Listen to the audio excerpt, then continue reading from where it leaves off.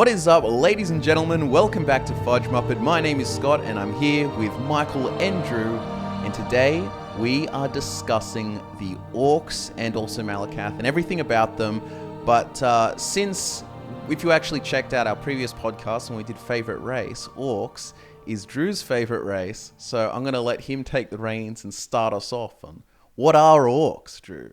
The Orcs, or the Orsima, are the pariah folk. They're the outcasts, basically. No one likes them. They have to carve their own way. They're big, they're strong, they're extremely ugly. And pretty much the only way they can be accepted anywhere is if they're really good at stuff. And luckily, they're really good at killing things, and they're really good at making armor. It's not easy being green. As I said in that early podcast, they're pretty much Shrek. Yeah. They're basically... They are elves, which we'll get to as well. Mm-hmm. They've been mistakenly associated with goblins, but understandably so. And they have a lot of North Asian influences, though by Skyrim's time, they sort of made Orcish armor sort of a little bit like Uruk-hai, Lord of the Rings kind of vibe stuff. But and they also age the same as men. And there's a neat little story behind that where... the Nords are said in their mythology to have lived as long as the elves did. But then this god called Orki, who was like another sort of version of Malacath, he came about and he said he fooled them into a bargain that bound them to the Count of Winters. But then Shaw came in and saved them and threw a bunch of this like age stuff onto the nearby orcs. Which reduced them to the age of, like, human ages. Like, they only live in human years. Yeah.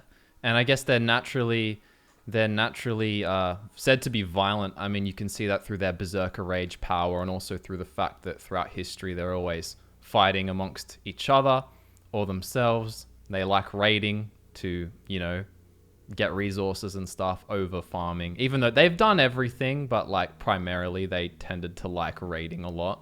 And they're kind of cornered into it too, because they don't have a place of their own. And when they do, it tends to go wrong. So, farming isn't really the best if you don't really have a lot of land too.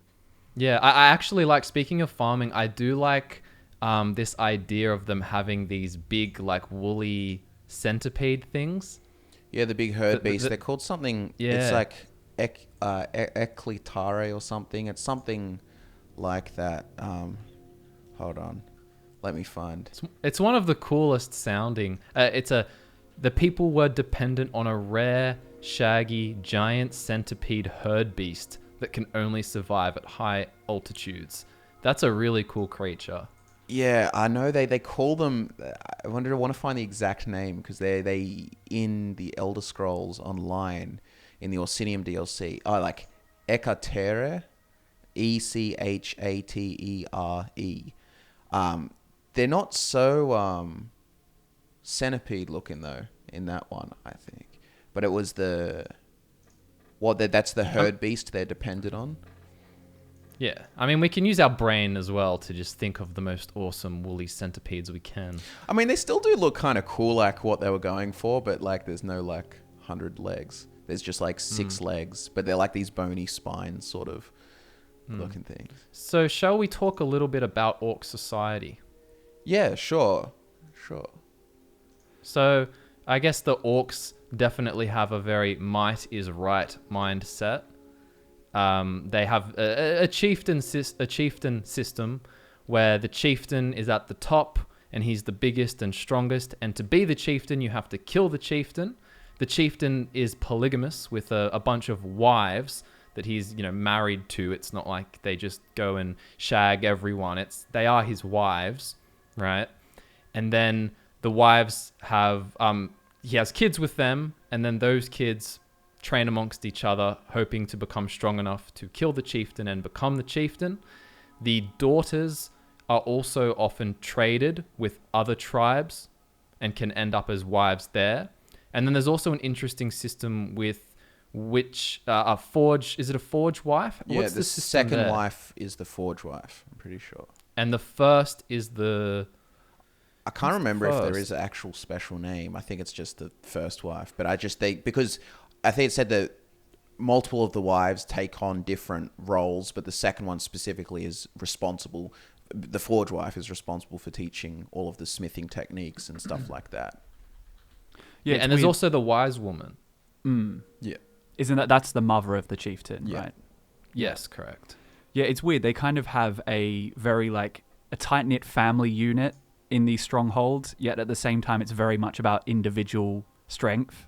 You know, so it's like they're very close knit, but they also like, yeah, I'm gonna kill you later. So it's bizarre. It's it's kind of like their history. I guess manifests that way. I guess they kind of view it differently. Like to them, like it is. They view it as the success of the individual is for the success of the clan. Like if you have if a chief, one of the chief's sons, kills the current chieftain, that's a better thing for the family unit because he's obviously stronger. It keeps them fresh and it keeps that family unit going in a strong way. And he's going to create, a new generation of orcs that are strong and willing. So it's kind of like, in a way, that sort of individualistic sort of ambition kind of keeps the tribe strong. And I imagine for the rest of the brothers and sons and so on that aren't going to even try and take over the chieftain because they know they're not for it, they would have a much more, I guess, like communal sort of role and ambition and stuff. You know what I mean?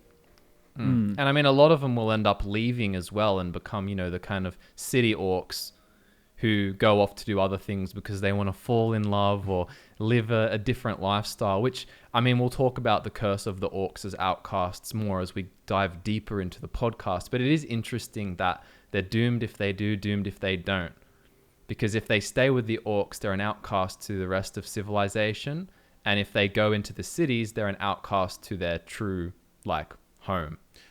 I do like... And I mean, if you commit a crime inside a stronghold, it's like you got good reason to want to get out of there because you either have to pay in material value, or if they're not interested in that, you have to, as they say, pay with your blood, and that can be pretty nasty, paying the blood price. Yeah, the blood price as well is it's weird because there's apparently some kind of rules about it, but then they go, or as much satisfies the victim. So I imagine if the victim was subjectively just overly displeased at what the crime was, they would spill a whole lot more of the offender's blood than they need. Just all of it. which really deters crime in general. So I guess it's a good system in that way. I do I do like, we're talking about city orcs and stuff. I do like it's in the lore more, so you don't see as much game representation.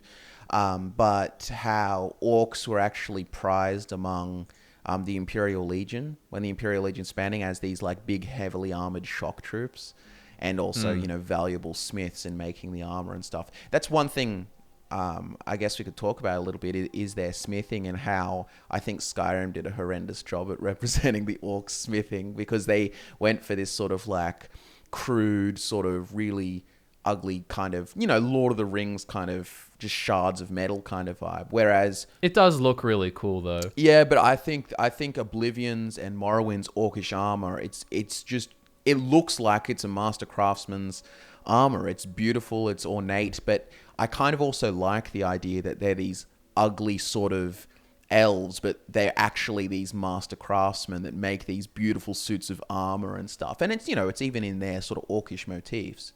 But I think it's a much more interesting sort of way of viewing the orc instead of just relegating them to everything's barbaric and crude. I think, I like contrast, so I just think it's a cool. No, I can agree with that with the explanation. I think if I didn't have the explanation and you just showed me both armors, I'd probably go with the Skyrim one. Yeah, even mate, put that orcish helmet on in Oblivion. Yeah, it's also a case of just Oblivion's art style can be. But if you look at Morrowind's orcish armor is my favorite incarnation of it. I think it looks sick, and their helmet. Yeah, pretty much. To be fair, in Oblivion, all of the helmets for that aren't fully enclosed kind of look pretty poor all of the time. The glass helmet as well. Yeah. It's just why even. No, fair enough. But anyway, I guess in terms of orc society, they're all taught to fight and be strong. Everyone is, and the females especially do have a focus on the smithing aspect of things. Yeah. You know, which is interesting because if you look at a lot of the tribes throughout, I don't know, different histories and stuff, they often be like, okay, males go out and hunt, females can also help, but mainly, you know, food gathering, food preparation, tasks like that, right? Isn't it interesting that the orcs are so hardcore that their kind of little prep tasks is like blacksmithing? Yeah. Like that's pretty intense. They're very, very strong. Yeah, there's interesting too that they're orcs. So as we know them, most of the time we see them in, you know, tribes in Skyrim and High Rock and Orsinium, and we'll get to all that. But they've also been known throughout Hammerfell, and specifically there's a group called the Iron Orcs there, and then in Valenwood, a group which they just call them the Wood Orcs, which are. But what's interesting is they kind of view strength and endurance as just as important as mobility and flexibility and stuff because of what they're living in. And it's just, I actually quite like the Wood Orcs being this interesting sort of little isolated group of lightly armored orcs in Valenwood. And they've been able to flourish because the Bosma are often, you know, because of the Green Pact, they can't sort of, you know, screw over the land for resources and ingredients and stuff like that. The Wood Orcs can though. So they actually use a lot of industry that like mining and stuff like that and various sort of harvesting. And then they can sell it to the Bosma and the Bosma can buy it because then they don't, you know, or compromise the Green Pact.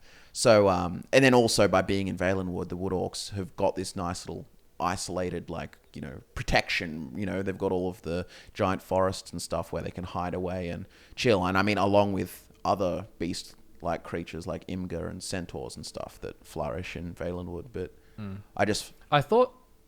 Sorry, you go. I don't think you go.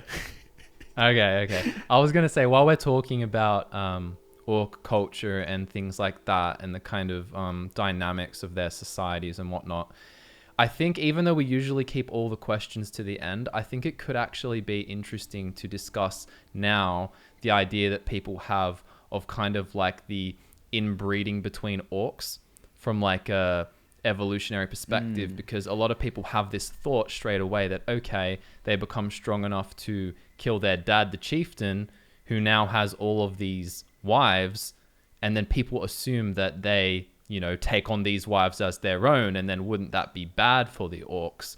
But it doesn't necessarily have to work that way. Yeah, I think it's kind of misinterpreted in that way. Like, the way I understood it is Chief kills his dad, and then presumably I don't know what happens to those wives. They either might get killed or they might go off somewhere else, or maybe they just exist as widows or whatever. But it kind of falls in line with the Orcish sort of ideology of preserving, like, you know, genetic strength, really, by having the youngest, strongest chieftain who's come over and killed his dad, but then he wants to find new young wives to breed with and to create a stronger generation. Like, it doesn't really make sense that they'd go for killing, taking his father's wives. I mean, aside from his mum, obviously, I feel like that's even extra far. But like, you know, and they would all be like 40 or whatever, or older at that point. And you know how orcs feel about age. Like, your old orcs go out to die, and they think it's almost like a shameful thing to be this, you know, because then you haven't been pushing life hard enough, and you know. Yeah, I can really see the kind of like jump on the burning pyre type mentality with orcs. Absolutely. Or at least just hang around and help with smithing and whatnot. But I mean, they trade daughters between the clans for this purpose. Yeah. You know, so I think they would just get new ones. Another interesting thing is, if we consider that the wise woman is the mother of the chieftain, that would mean, if it stays that way all the time, no exceptions, that when the chieftain is killed, that their mum would become the new wise woman. I don't know what would happen to the old wise woman. Like you said, they could be killed or whatever. It might not even be like a killed thing. They might even take where it's like, oh, well, my time's over, and do the same as the other old orcs do, the male ones, and then go out into the wild and fight a beast until they die. Like, They could. Like, because they are. They could. Because the women are combative too, and like often warriors and stuff. So I don't see. Absolutely. So yeah. But I mean, to their argument, the only other thing you could say is, so assuming it doesn't go down, you know, the genetic pool doesn't get too confuddled in the stronghold itself, there are still limited, I guess, strongholds or like groups of creatures. Like there's just smaller populations of orcs in general. And then especially if you throw in the fact that they're like potentially warring, or there's divides in between, like these ones are Trinimac or Malacath. Though the whole Trinimac worshipping sort of stuff usually kind of ties in with Orsinium or some of the larger sort of tribes, but we'll get to that later. But I think it's a bit, the whole inbreeding notion's a little bit like a bit of a misinterpretation or overplay. Like, Yeah, because I think the sheer numbers pretty much means that the gene pool's going to inherently be a lot smaller than every other race. But, you know, I mean, look at the royals in the real world for centuries and centuries. It's like, you kind of, you know, it's like, they're probably distant cousins and whatnot, but most of the time you can avoid any really dodgy looking have some monarchs. like full like Habsburg orcs, like with the big chin and stuff. Yeah. They're all like The huge underbite. Yeah. Anyway, shall we move on to the next kind of area of discussion? Yeah, sure. Anything else to say about Orc Society for now? I mean, we can always touch on more as we go through it. Because we'll talk about Orc Society as in Orsinium Society a bit later, won't we? Something to consider and just throw out there as well is this is just about the Iron Orcs specifically, but were originally a peaceful shamanistic society of primitive stone worshippers, which is just a little bit of a different religion compared to the Malacath stuff. Like, and as we're about to get into the creation and so on, but this is all happening in the Merethic era. But it's just interesting that there were orcs that weren't directly following Malacath, at least. Or like, I mean, it could be both kinds of worship, but it's not mentioned at least, and it's sort of kind of the phrasing. They were originally a peaceful shamanistic society of stone worshippers, as opposed to like what they are currently. And I feel like there's naturally a lot of confusion when it comes down to goblins versus orcs. Because, you know, like to the other races, they do look kind of similar. And I think it actually plays a role in Boethia turning them into the orcs. You know, is the fact that goblins actually existed in Somerset before that even happened. So, you know, like there's a chance that people are mistaking goblin cultures with orc cultures, and then orc cultures taking things from goblin cultures and things like that as well. Yeah, absolutely. Well, I guess you could just get straight into I know it's your favorite creation story of the races, so I'll let you take the reins and explain, how did the orcs come to be? Well, like, you know, there is theories that this isn't true, but I think most of the evidence points to this being the true story, even if it's a bit too literal-minded, as Malacath calls it. But the idea is that Boethia Trinimac, you know, is an enormous god to the Oldma. He's, you know, the paragon, he's the champion of Auriel, and people follow him. And Boethia didn't really like this. So Boethia came along and supposedly devoured Trinimac and spoke through his own voice to Trinimac's people, telling them all about Trinimac's lies. And then, you know, just to really add insult to injury, decided to defecate Trinimac right there in front of the crowd. And then Malacath was born, and some people decided, okay, yeah, I don't love Trinimac so much now that he's covered in Boethia's insides. Whereas others supposedly went along to the dung and smeared it over themselves, and they transformed with their god into orcs. Some good old scat, you know. That's the long and short of it. Yeah, I mean, there's all kinds of theories on how it all happened. Like, if you listen to the orcs, there's this idea that Trinimac was tricked, and that Mephala came and like kind of stabbed Trinimac in the back, and then Boethia kind of like finished the job. Then there's this part about Trinimac being so shamed, he like ripped out the ashamed part of his soul or something, becoming Malacath. I think the idea that Mephala was involved fits all of their characters. You know, the idea that it's a deception. You know, Trinimac is extremely powerful. Boethia is powerful as well. But the idea that Trinimac would just be, you know, bested one-on-one. Whereas Mephala coming in and then being involved in a secret plot to take down Trinimac and the backstab, it just fits perfectly. Well, to throw in some just extra context there, the whole reason behind Boethia and Mephala fighting Trinimac is supposedly because as the Veloth and the Kaimer were leaving to go to Resdane, Trinimac and his followers did not like that. Like, you can't abandon elven culture, so they came in to intercede, and then that's when Boethia and Mephala, fought back with cloak and dagger. Ironically, orcs are some of the elves who are really trying to keep elvish culture together, because they were continuing to follow Trinimac and didn't like dissidents to the extent that they became potentially the most dissident of the elvish races. Yeah, I mean, I'm not even particularly decided, because it's interesting on the Trinimac Malacath dynamic, and whether like Trinimac is truly dead and then Malacath is the entity that resulted, or whether there is this sort of weird kind of split kind of thing that goes. There was actually a question from someone, Cyber Warlock, was like, I'm surprised no one has ever asked this. Do you think Malacath could ever be turned back into Trinimac, just like how Sheogorath was turned back into Jiggalag? He says, edit, I believe this is possible if someone fills Malacath's position as prince. Maybe a really powerful and devoted orc could become the new Malacath. So essentially what he's kind of asking is, like, could someone mantle Malacath and then Trinimac be free? I'm not sure it works exactly the same, because Jiggalag was the original. Sheogorath was a curse of him, but I guess it's kind of similar. Yeah. But Look, I'll say this to anyone with theories out there. It's the Elder Scrolls universe. So, yeah, it could happen. Like, I mean, literally the story is so strange and wacky already. There's nothing that I can see that would stop new lore being written to make that happen. I don't think it will happen. But it's like, yeah, I feel like it's not really in Malacath's sort of like interest in his like theme. He's the thing of outcasts. He's like kind of more like a fallen from glory rather than return to glory kind of thing. Yeah, I don't think it fits that well either, especially if you look at him as like a kind of almost revenge oriented prince.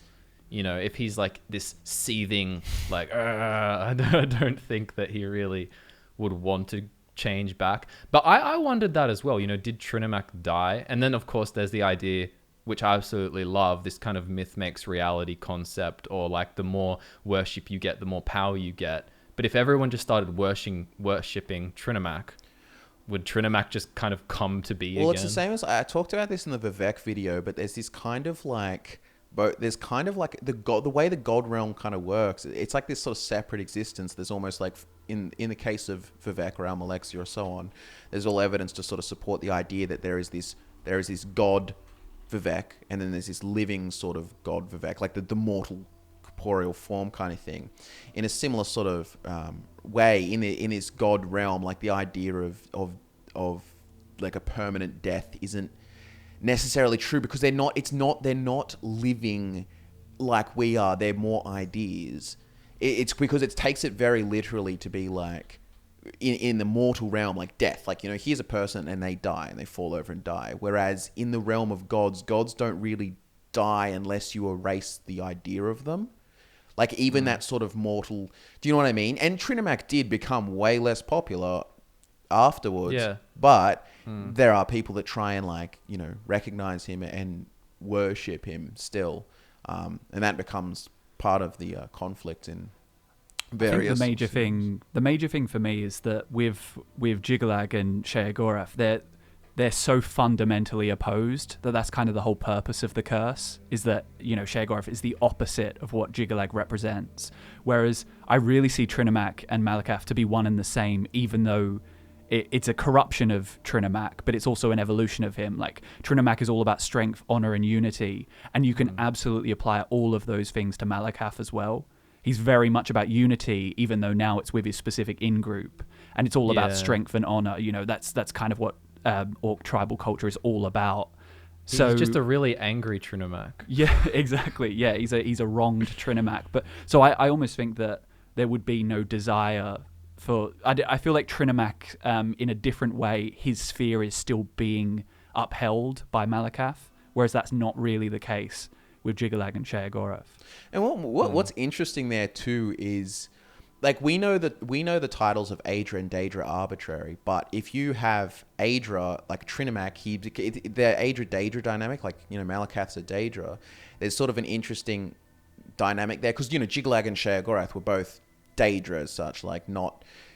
And by Aedra Daedra, it's our ancestors or not our ancestors. But you could argue, and we kind of talked about how what really makes a Daedric prince is that you run a realm of oblivion ultimately, because not our ancestor isn't necessarily always so explicitly true, because if Trinimac, our ancestor, and Aedra became a not our ancestor, it's almost like that the elves decry the idea that Malacath is Trinimac, and they're sort of like, no, you're not our ancestor anymore. You're out of the club, Yeah, I think Daedric Prince, as most people know it, kind of is just where the entity resides. Yeah.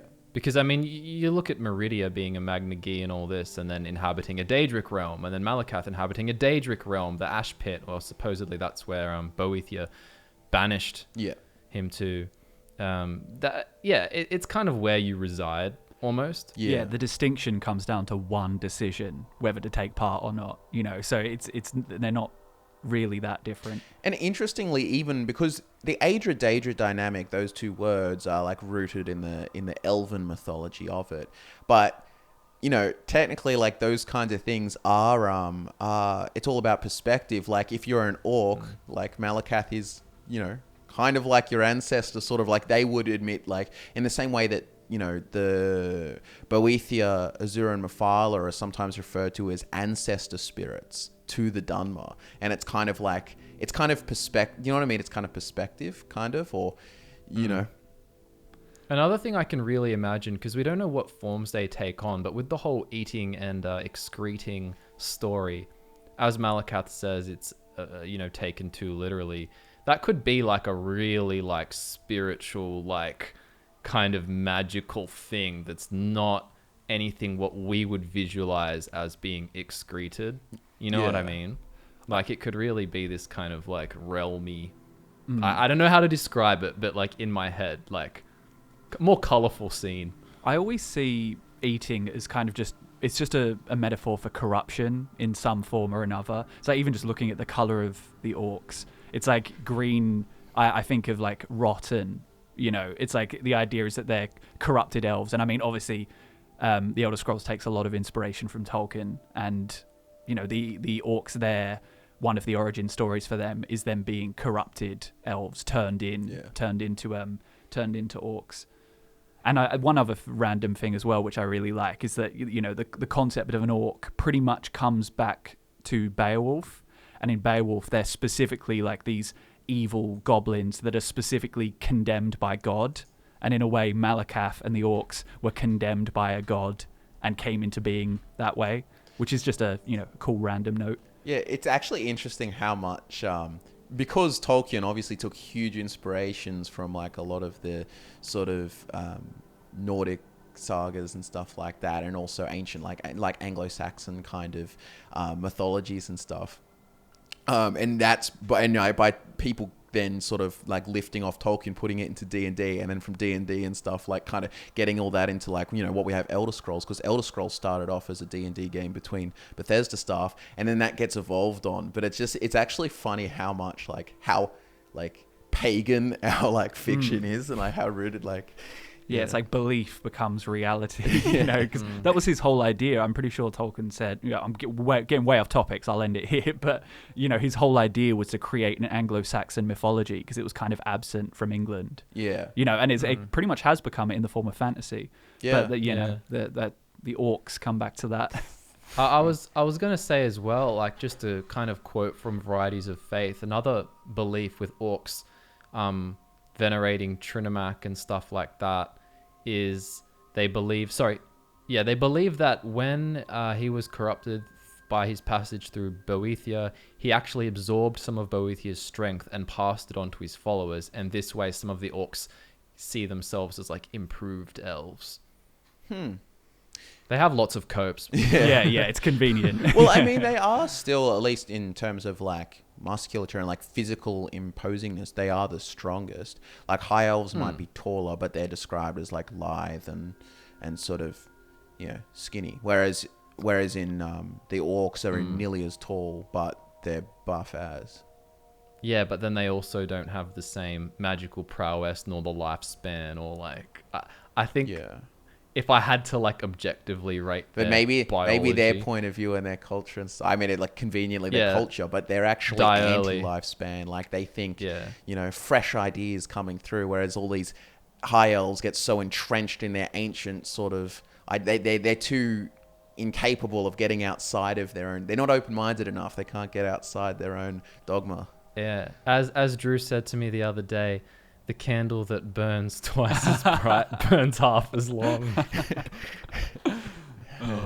But I mean, while we're on the topic of the creation, we should, you know, probably mention the counter argument, which I don't really think holds any water. But in the book before the Ages of Man, it specifically refers to the orcs as being native beast folk to Tamriel, and then you have Topol the pilot who surveyed Tamriel when he was trying to look for old Elnathay and saw, I think I wrote it down specifically, as he and his men rested, there came a fearsome howl, and hideous orcs streamed forth from the murky glen, cannibal teeth clotted with gore. And to me, that sounds like goblins. Yeah, well, like so in the script for before Elves and Men, I wrote my hypothesis, which was just generally that as we know, there were goblins in the Somerset Isles, and there's basically goblins sort of spread all throughout. Like they're even in Akavir. Yeah, well, yeah, as well, and Morrowind and all those places. So that I thought that it would be that the elves would just call them orcs as a colloquial kind of thing for all of them. But then by the time you get to the creation of the actual orcs, the Orsima, they would start being called orcs almost as like a derogatory term, sort of like just like the goblins back home, like you're orcs or whatever. And then as time goes on, it kind of becomes, it kind of blends and orcs become used. And instead goblins starts being used to refer to specifically goblins. For sure.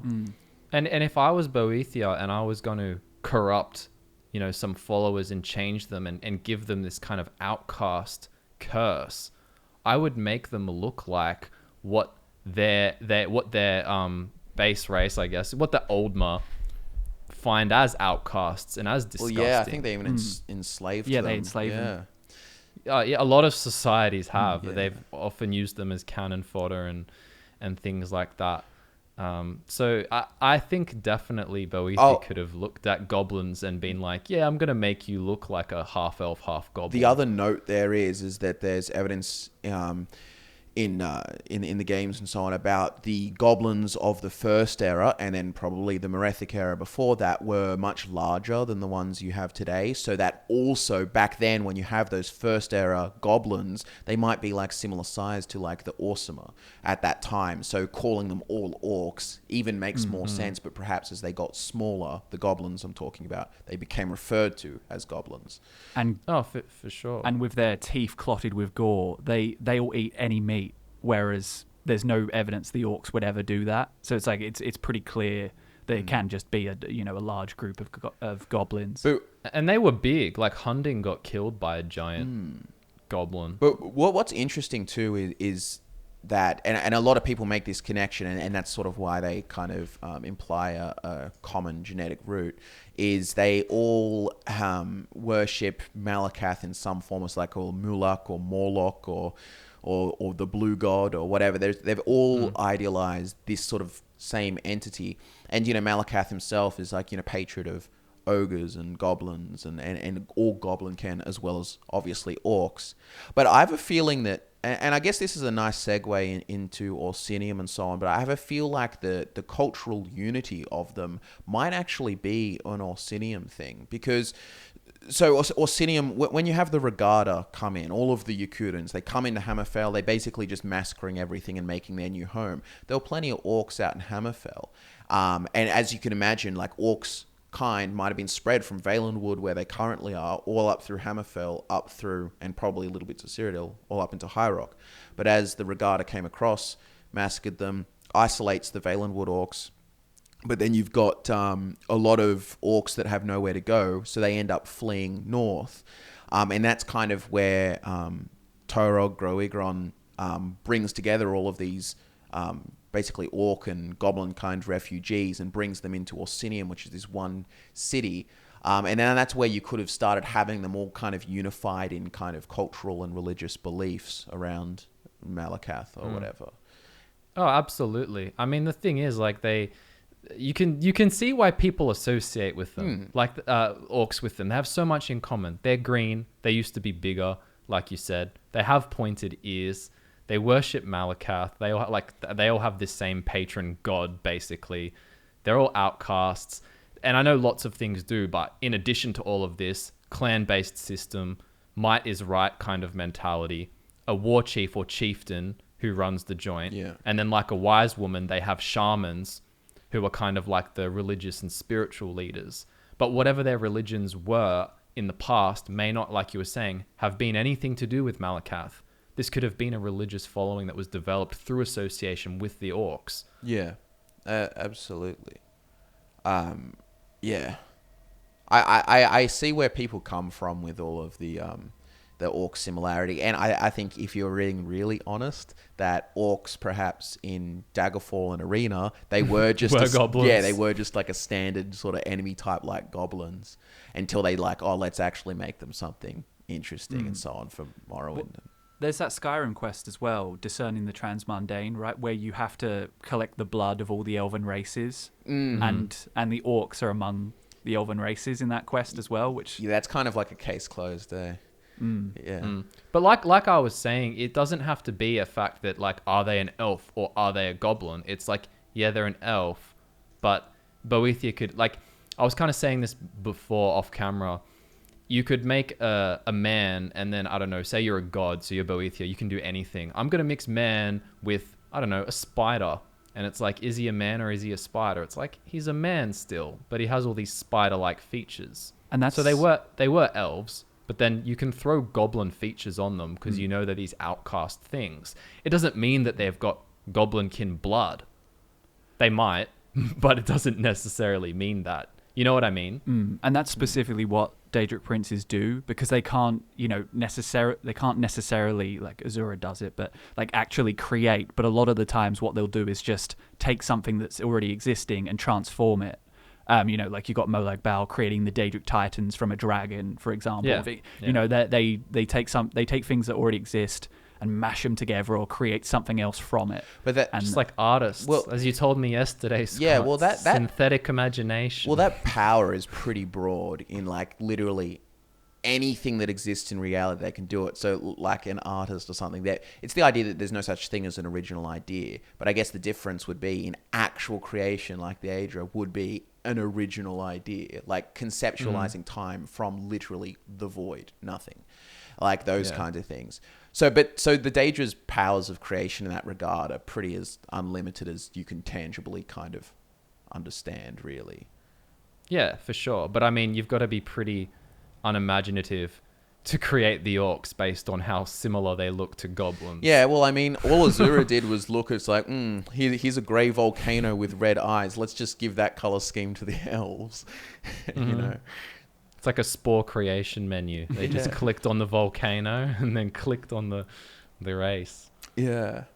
But, so I guess we can start moving on to, we sort of touched on Orsinium. So, the first Orsinium, and as we know, there's multiple incarnations.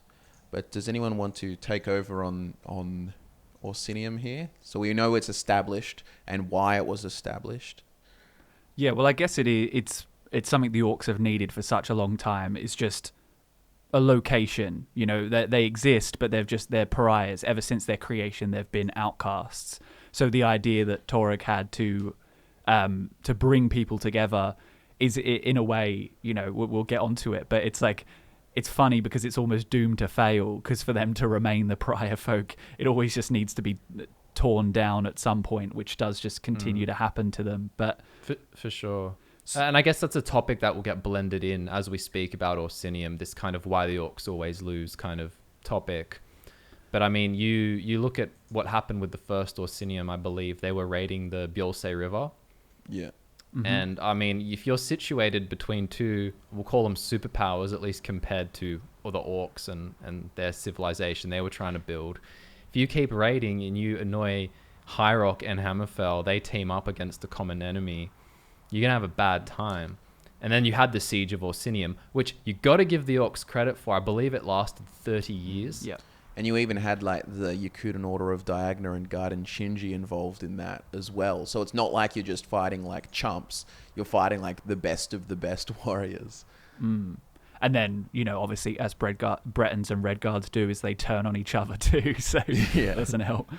Yeah. Yeah, that's it. Because the Gaiden Shinji had a duel with Blood Tusk Yeah.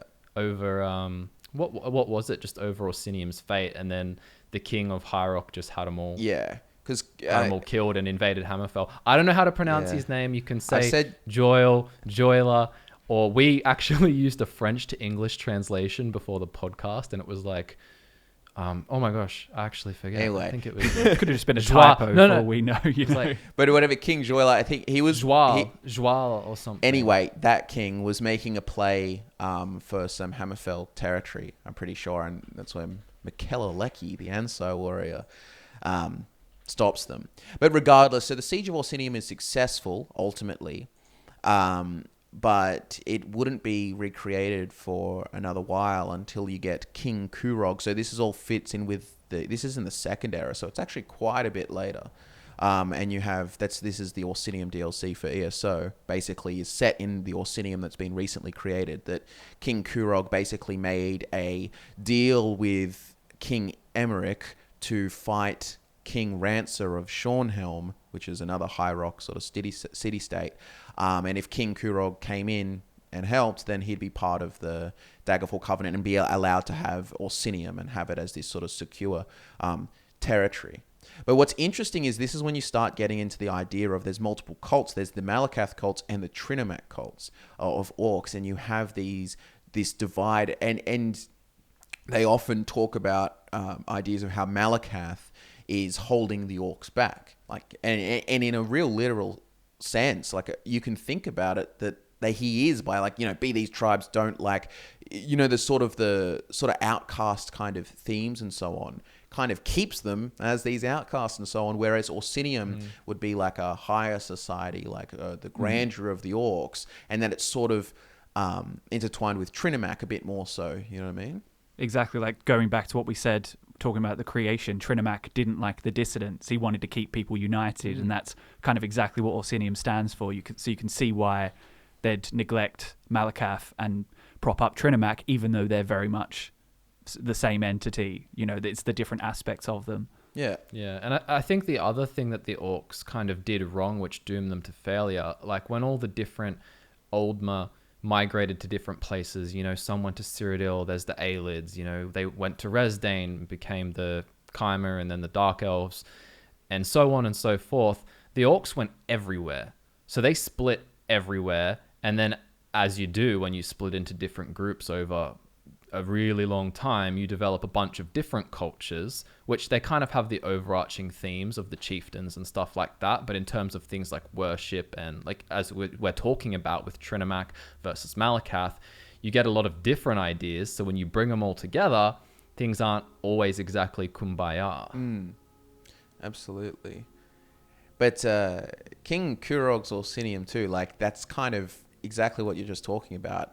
That's why it falls apart, is because he was trying to wrestle some kind of control through a bit of a little conspiracy and, you know, setting up this person to attack this person and this cult and so on. But basically, once this all unfolds in the Orsinium DLC plot, but basically King Kurog gets outed for trying to manipulate things behind the scenes and trying to sort of, in fairness, he's trying to unify the thing, but unify Orsinium, but he's doing it through, you know, devious means. But, you know, arguably that's how you get there, and, like, that's how a lot of empires and get to that position and so on. But ultimately it falls apart. You get another king come in, and then I don't actually know if it's confirmed exactly how the second one falls apart. It just Fell apart at some apart. point. Yeah. It's like, also also worth mentioning that the first Orsinium and the second Orsinium are separate geographically.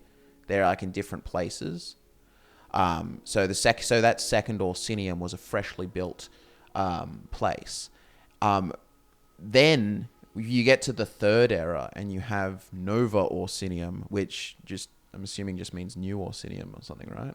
Mm-hmm. But yeah, that I'm assuming was on the same spot. I think that's on the same spot as the second Orsinium in the Hrothgarian Mountains. And that's led by Gortwog Gronagrom, who was a bit of a different orc.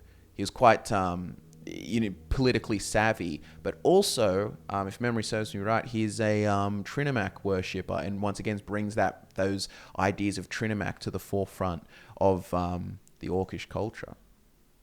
Yeah, and the land for Nova Orsinium was also won again in a duel with a Breton noble. Yeah. Yeah, and he's involved nicely in the Daggerfall plot and so on. But by the end of the whole Warp in the West thing, I'm pretty sure he has a secure kingdom of Orsinium. Using the Numidium at some point. Yes. Yes. Which definitely helps. Yeah. So you get all into that nuts craziness. But then sadly it gets destroyed again. Yeah, so in the early Fourth Era, following the Oblivion Crisis. But what's interesting is now this is the third location for Orsinium, and that's in between Hammerfell and Skyrim and the Dragontail Mountains. So we can talk about potential ES6 stuff in a second, but so just remember there's been 4 incarnations of Orsinium. One was in High Rock, one was in High Rock 2, but in the Hrothgarian Mountains. Nova Orsinium, the third incarnation, was in the same spot as the second. Then you have the fourth in between Skyrim and Hammerfell. So potentially, and there were questions, I'll probably find them to shout them out, but basically about the idea that will we see Orsinium potentially in an Elder Scrolls 6, and if it's Hammerfell, then or Hammerfell and High Rock, it's absolutely ripe for it. And I think that would be really cool to bring in some political diversity as well. It would just be awesome to have a whole city full of orcs in a mainline Elder Scrolls game, Yeah, I mean, look, as Todd said as well, when he's talking about being ambitious and stuff like that, and that kind of concept of what games you're going to make before you die type thing. It's come on. I can just see a big Orsinium ambitious thing being in there. It just adds another player, which everyone wants, into the kind of political scene.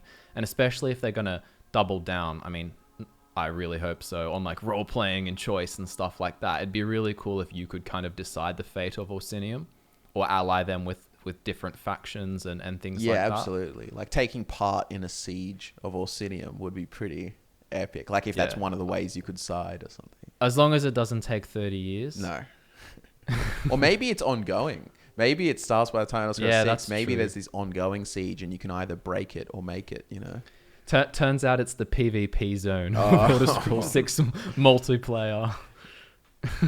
That is awful. I guess, so that's our point. One thing I guess we should talk about at the end, because then I'll just go through some of these individual questions as well, but the larger philosophical thematic themes of the orcs, why they always lose, why they are, the pariah folk, and are there any final points you guys have got on that? Or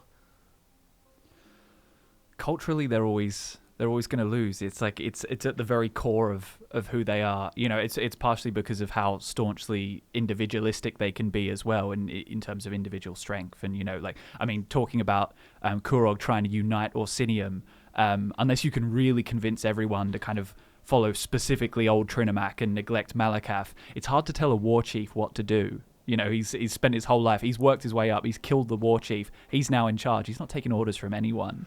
It's... So what do you think about the idea then that it is, do you agree with the idea that Malacath is actually kind of holding them back because he's propagating, the codes of Malacath are propagating these tribal stronghold ideals? And if so, what's his end game there? And why would he be against the idea of returning to a more Trinimac oriented sort of thing, if they even are the same sort of entity or whatnot? Well, I guess he would lose worship, wouldn't he? But imagine what to stop as he's known. Yeah. I'm more going if there's a split, and this is I don't know, the kind of revenge-seeking, seething one only exists through being a revenge-seeking kind of spiteful But one. So to stop being that would be to stop existing. Yeah, but my thing is like like what's his revenge? Who's his revenge aimed at?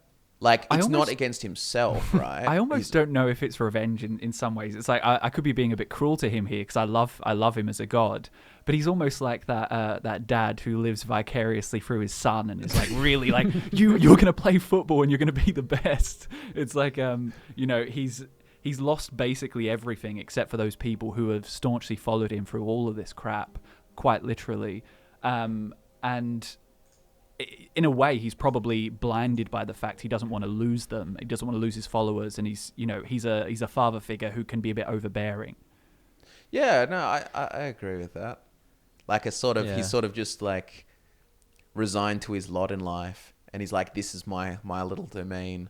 I'm not going to give an inch, but I also don't care about anything else. Well, you know how protective he is. You know, like in just very briefly, his dealings with Sheogorath in the 16 a Quarter Madness. You know, he's kind of tricked essentially into killing an orc, right? I think it was his son, wasn't it? Yeah, well, like some demigod prince thing. Right. Yeah. I mean, actually, to be honest, I missed that part, but I feel like he would react similarly to most orcs as well. I don't know. Well, I just get very paternal. Think about his actions.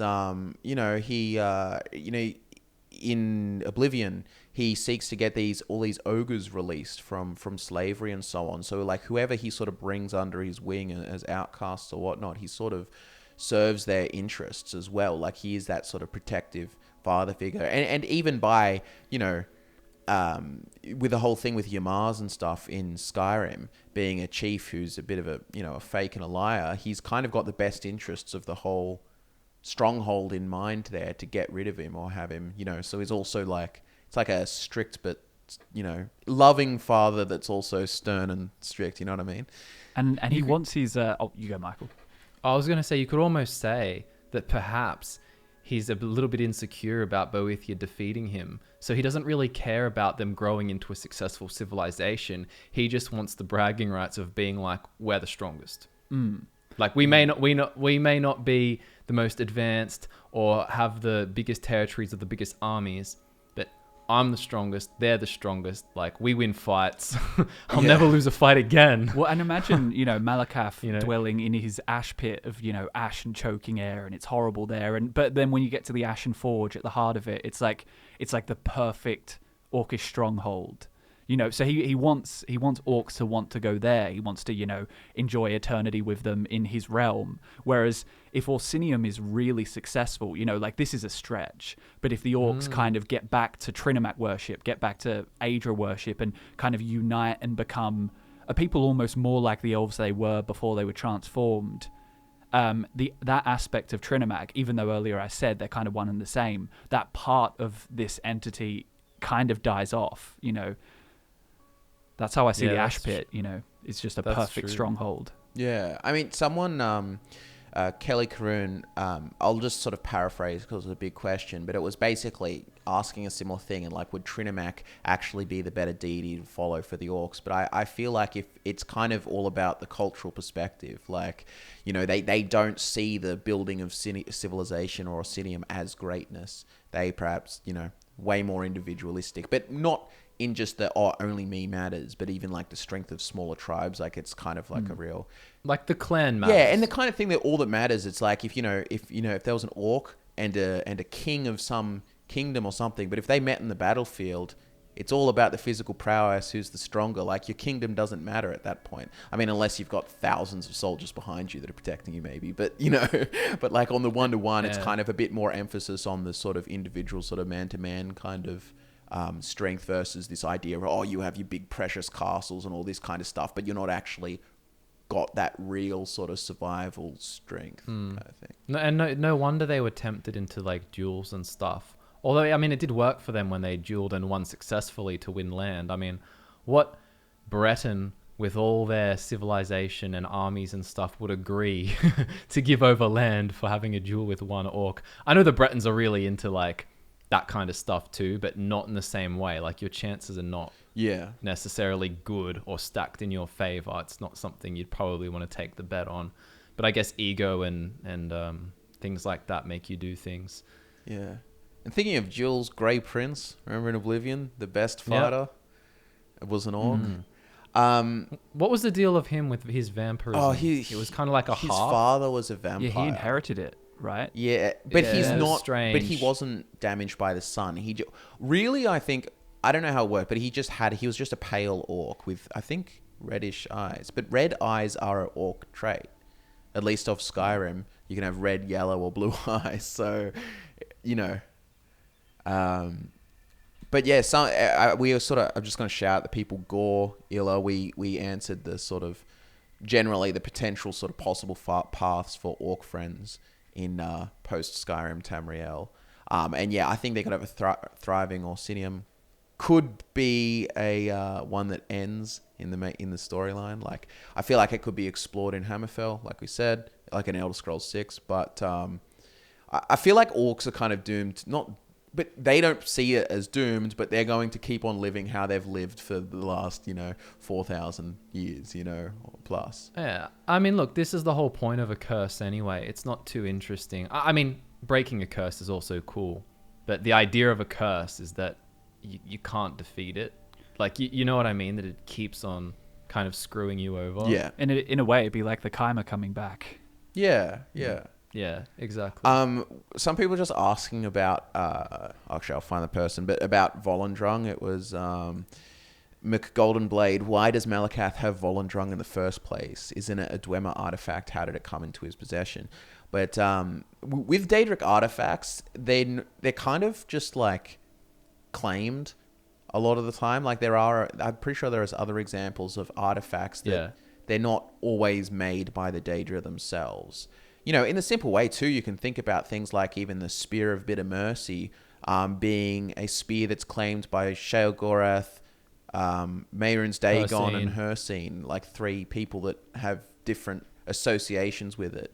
So it's not always, it's just kind of a fluid idea. But I guess after the Dwemer disappeared, the chieftain of Clan Rawkins just left a hammer lying on the ground while he's gone. So Malacath, I mean, you could ask the same thing with Periite and Spellbreaker, couldn't you? Yeah, like some Dwemer-looking shield. But once again, they can always create in whatever style they wanted to. Like they could just imitate the Dwemer style, or. But yeah, I think it's just that Daedric artifacts don't have to be created by. They can be claimed by the Daedric princes. In the same way, they can change claim form souls as well. Yeah.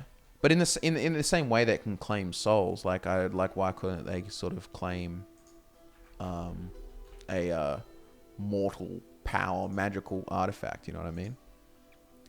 For sure. We touched on what Avery Von Frank was saying, what Malacath's Ash Pit look like, and do you think we'll go there in a future Elder Scrolls game? Maybe we might go there as a small singular mission or something if there was a big Orsinium focus and it really doubled down on some of those themes and storylines. But you just have to go to that main area where all the orcs are. Like the actual pit itself's not inhabitable. Yeah. So it's like you mentioned that before. You need levitation and be magical breathing in order to get around it all. Yeah, it's a place that's meant to be full of I'm pretty sure just everyone has 1,000 wives and there's constant combat and all this kind of stuff. There was 2 more questions from Panda Bear out of 8 or something he answered, but I feel like we covered most of them. Who have the orcs fought with? And then he sort of probably everyone that exists, but they've fought with Redguards, Bretons, Regatta. He asked Dwemer and probably could have, yeah. Because they were around since the Dwemer were around. They could. I was sure they fought with everyone, honestly. Pretty much anyone they come into contact with. If they didn't fight with the Dwemer, it'd purely be because there wasn't much Dwemer stuff to take from the surface. Yeah. Yeah, for sure. I'd also say as well, just on the concept I wanted to touch on with Volendrung, isn't it interesting how this hammer definitely does not look like Daedric in Morrowind and Oblivion? Yeah. It's ebony, isn't it?